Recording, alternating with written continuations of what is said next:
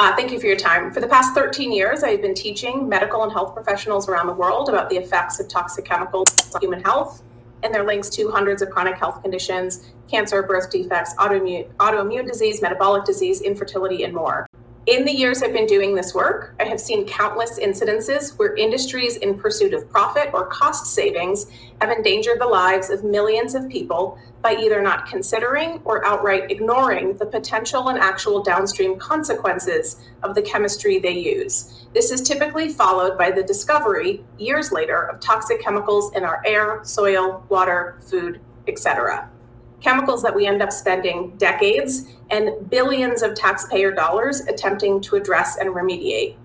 Many toxic chemicals, including ones found in produced water, are highly persistent, and once introduced into the environment are all but impossible to remove, like DDT from the 1970s that is still found in soil, food, and therefore people. We're still dealing with the consequences of leaded gasoline 103 years after it was introduced.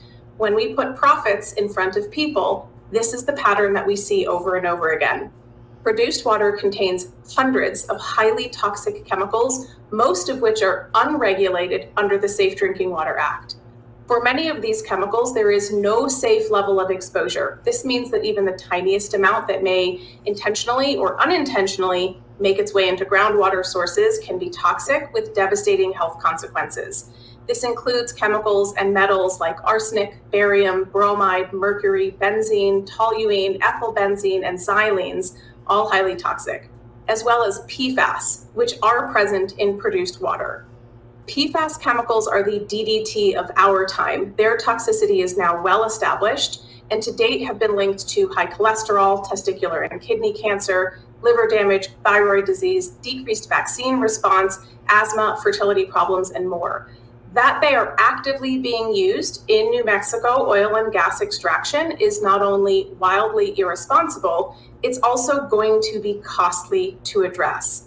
We cannot kick the can of PFAS pollution down to our children, grandchildren, and great-grandchildren. The gas and automobile industry knew that tetraethyl lead was toxic the day they added it to gasoline.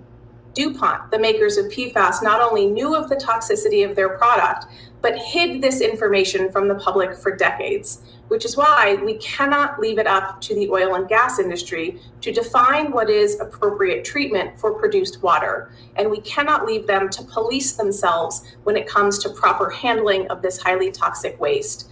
I'll close by saying that New Mexico water is already under serious threat thanks to the SCOTUS ruling on Sackett versus EPA. Currently, 90% of waterways in New Mexico are no longer considered waters of the United States and are therefore not protected under the Clean Water Act. At a time when protections have been stripped from New Mexico waters, we do not need the gas and oil industry messing around with profoundly toxic wastewater. Thank you for your time.